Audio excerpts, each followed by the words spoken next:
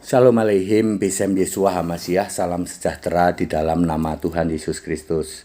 Assalamualaikum warahmatullahi wabarakatuh. Kembali saya membahas pertanyaan dari saudara-saudaraku mu'alaf ya deh. Ya, dalam bingkai kita Indonesia, kita Pancasila ya. Mereka tanya kepada HTD, soalnya HTD doang yang bisa jawab. Yang bisa jawab pakai ayat Alkitab gitu. Begini judulnya, timbang pahala itu fakta apa hoak? Hoak atau prank gitu ya. Pak Pendeta HTD, timbang pahala itu gimana menurut Kristen katanya. Lah judulnya tak bikin gini, timbang pahala itu fakta atau hoak gitu. Apakah Anda meyakini kelak ada timbang-timbang pahala, ditimbang-timbang mana yang lebih berat dibanding dosa? Kalau hasil timbangan pahala lebih berat atau lebih besar dari dosa, maka Anda akan masuk surga.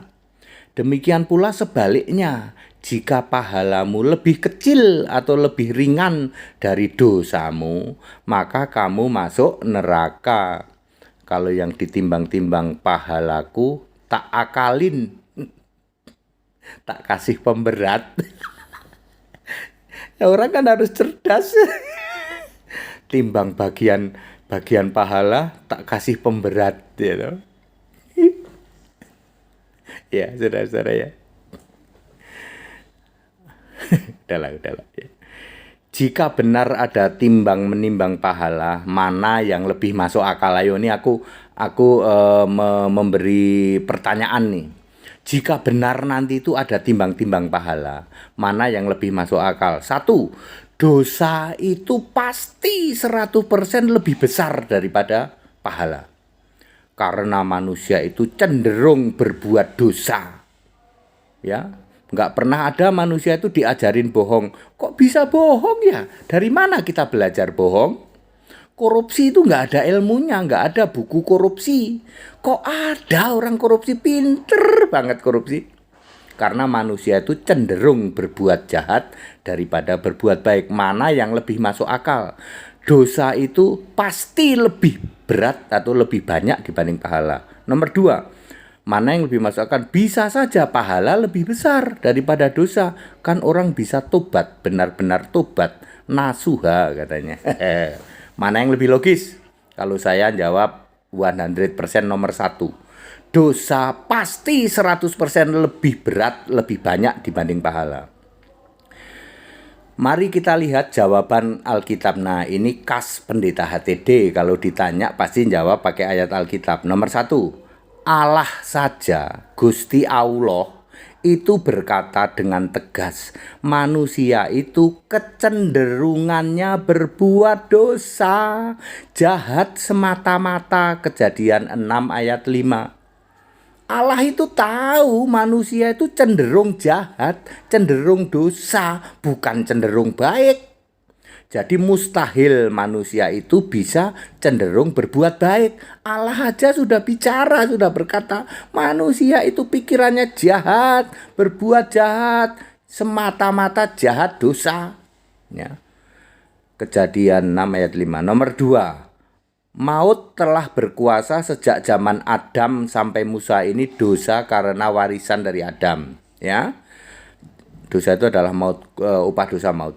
Maut telah berkuasa sejak zaman Adam sampai Musa, termasuk manusia zaman sekarang, zaman now, yang cara berbuat dosanya tidak harus sama dengan Adam, gitu. Kalau Adam kan makan buah terlarang. Apakah dosa kita juga harus makan buah terlarang? Tidak sama, ya. Tapi ketika kita lahir, dosa dari warisan artinya kecenderungan berbuat dosa itu sudah ada pada kita. Zaman dulu orang bohong beda dengan zaman sekarang. Kalau zaman dulu orang itu kancil mencuri ketimun, itu zaman dulu. Ya, zaman sekarang apa? Kancil mencuri komputer zaman sekarang. Jadi bohongnya itu bisa beda-beda gitu loh. Ya. Ya, cerita kancil mencuri timun itu kan sebenarnya cerita bohong itu, ya. Sebenarnya cerita bohong. Jadi mustahil Roma 5 ayat 14. Jadi mustahil manusia cenderung berbuat baik. Sekali lagi Pak, mustahil manusia itu cenderung berbuat baik. Dari sononya itu cenderung berbuat jahat. Nomor 3, semua manusia di bawah kuasa dosa warisan Adam. Tidak ada yang benar, seorang pun tidak. Roma 3 ayat 10. Nomor 4, seluruh dunia berada di bawah kuasa si jahat iblis. 1 Yohanes 5 ayat 19. Jadi mustahil manusia itu bisa mencari pahala. Dalam mencari pahala, kejar pahala, bisa menang dengan dosa, mustahil. 100% pasti dosa itu lebih banyak dari pahala. Ini salah satu yang saya tanyakan dulu sama guru ngaji saya, yang dia gelagapan ketika saya bertanya, mana mungkin Pak D, saya manggilnya Pak D, pahala lebih banyak dari dosa, mana mungkin. Manusia itu waktu lahir aja nggak diajarin bohong, bisa bohong. Itu nggak diajarin cara mencuri, bisa mencuri. Artinya memang tabiatnya, genetiknya itu memang mewarisi dosa. Itu Pak D, ya, guru ngaji saya nggak bisa jawab. Kamu itu Henry anak kecil, udah sana. Gitu ya. Pak D udah meninggal sekarang, itu Pak D saya samperin balik. Fakta Alkitab timbang pahala itu tidak ada, ya. Saya jelaskan bahwa fakta Alkitab timbang pahala itu tidak ada. 2 Timotius 3 ayat 17. Semua manusia kepunyaan Allah, artinya anak-anak Allah, diperlengkapi setiap perbuatan baik. Sekali lagi, Anda harus jadi anak-anak Allah dulu, percaya kepada Allah dulu, Allahnya itu Yesus Kristus, lalu Anda diperlengkapi setiap perbuatan baik. 2 Timotius 3 ayat 17. Nah, perbuatan baik yang settingannya Allah inilah yang kelak dibalas, kelak ada upahnya. Ingat, perbuatan baik yang settingan Allah itu yang nanti ada upahnya. Ya, Anda akan mendapat perbuatan baik settingan Allah kalau Anda percaya Yesus sebagai satu-satunya Allah. Sedangkan perbuatan baik hasil usaha manusia, hasil kejar pahala, tidak masuk hitungan yang kelak dibalas upahnya. Sebab Anda bukan anak-anak Allah. Nah, Anda yang kejar pahala, ya. Ternyata sekarang ini bukan hanya kejar tayang, ya, kejar tayang, kejar setoran, kejar pahala juga sekarang ini, ya. Ya, itu tidak akan dibalas upahnya. Bahasa saya useless, nggak ada gunanya.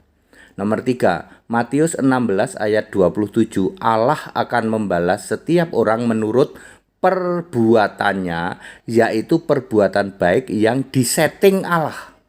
Perbuatan baik yang diperlengkapkan kepada semua manusia milik kepunyaan Allah. Nomor 3, pahala dibalas dengan mahkota. Semua pahala akan dibalas dengan mahkota kerajaan. Matius 25 ayat 34. Mari he kamu yang diberkati Allah, diberkati Bapakku, Bapakku itu Allah, terimalah kerajaan. Lu kerajaan kok disuruh terima? Lambang kerajaan adalah mahkota. Ada 5 jenis mahkota di dalam Alkitab. Sudah ada tayangan saya tentang itu. Jadi pahala kita ditukar dengan mahkota. Pahala tidak menentukan masuk surga, Pak. Enggak. Pahala itu nanti ditukar mahkota. Nomor 4, iman menentukan surga. Perbuatan ditukar pahala. Yang menentukan kita masuk surga itu adalah iman, percaya pada Kristus. 2 Timotius 3 ayat 15. Bukan pahala, Pak. Enggak. Lah ini salahmu di situ, gitu. Pahala itu ditukar dengan mahkota. Iman menentukan ke firdaus atau ke alam maut, menentukan ke surga itu iman. Pahala kita ditukar mahkota kerajaan surga. Nomor 5, tidak ada timbang pahala. Perbuatan baik yang kalian lakukan saat hidup di cross check, ingat, di cross check dengan kitab kalian masing-masing yang tertulis dalam kitab itu, ya, cocok apa tidak dengan yang tertulis dalam kitab itu. Jadi perbuatan baikmu dicocokin, di cross check dengan apa yang tertulis kitabmu masing-masing, ya toh? Hasilnya 100% tidak ada yang cocok. Semua melanggar yang tertulis di kitab kalian masing-masing. Wahyu 20 ayat 12 dan 15. Berarti semua masuk neraka. Wahyu 20 ayat 12 bukti valid bahwa timbang-timbang pahala itu tidak ada. Shalom. Ini penjelasan Alkitabiah ya. Kalau Anda bilang di tempat kami ada Pak timbang-timbang pahala, ya silahkan. Kan kamu nanya sama pendeta nih, pendeta Kristen Henry Tandianta, Kristen sejati Alkitabiah. Jawabannya memang bikin kuping merah. Ternyata nggak ada timbang-timbang pahala, nggak ada.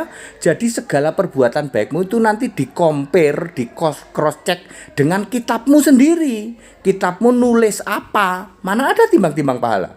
Kitabku nulis jangan berbohong, Pak. Ada nih di ayat sekian misalnya. Lah kok kamu berbohong? Tapi kan cuma 5 kali selama hidup. Mau sekali, mau 5 kali Anda gagal. Gagal satu, gagal semua. Sana ke lautan api neraka.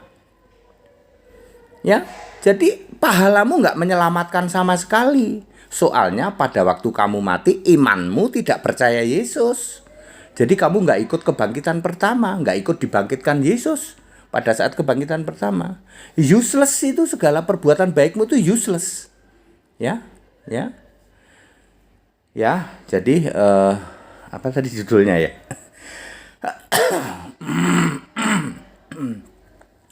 Judulnya adalah mana judulnya tadi ya? Timbang pahala itu fakta apa hoak? Alkitab menjawab tidak ada timbang pahala. Mungkin penjelasan ini mengagetkan, ya nggak apa-apa. Gitu.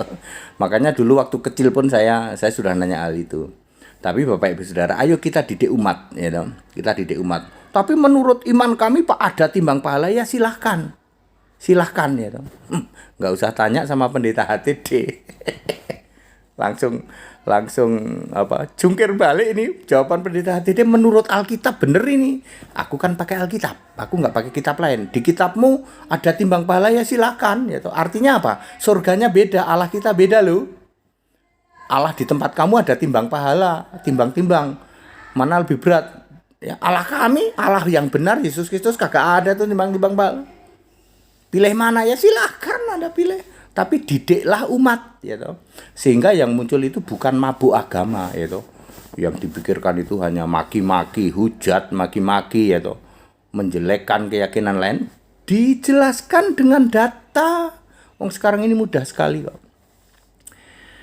Kita Indonesia, kita Pancasila, toleransi, harus keberagaman, wajib disyukuri, bersahabat dengan beda iman itu bisa. Kalau toh dalam kehidupan sehari-hari kita mendapati kenyataan, loh kok keimanan kita berbeda, nggak apa-apa. Toh kita bisa hidup bersama-sama. Ayo saling menghargai, saling menghormati, jangan hujat, jangan caci maki. Hujat, caci maki itu dosa, tak kasih tahu.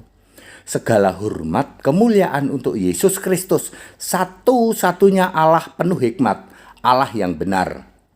Allah segala abad, dari sebelum segala abad, sekarang sampai selama-lamanya. Tetap bersama saya Pendeta Henry Tandianta MPS. Ikut sekolah Alkitab biar smart, biar pinter, ya. Ikut dibaptis supaya namamu tertulis dalam kitab kehidupan, dijamin selamat. Jaminan mutu kalau kamu dibaptis dengan benar Alkitabiah. Baptisanmu yang sudah kalian lakukan itu useless. Nanti kamu pulang ke rumah Bapa. Di surga tidak ada Bapa, di surga tidak ada rumah Bapa. Rumah Bapamu ada di kerajaan maut, tempat iblis alaihi laknat. Makanya baptis yang benar Alkitabiah. Jangan tunda-tunda, siapa tahu besok kamu udah passing away. Ya. Tetap bersama saya Pendeta Henry Tandianta MPS. Haleluya, amin.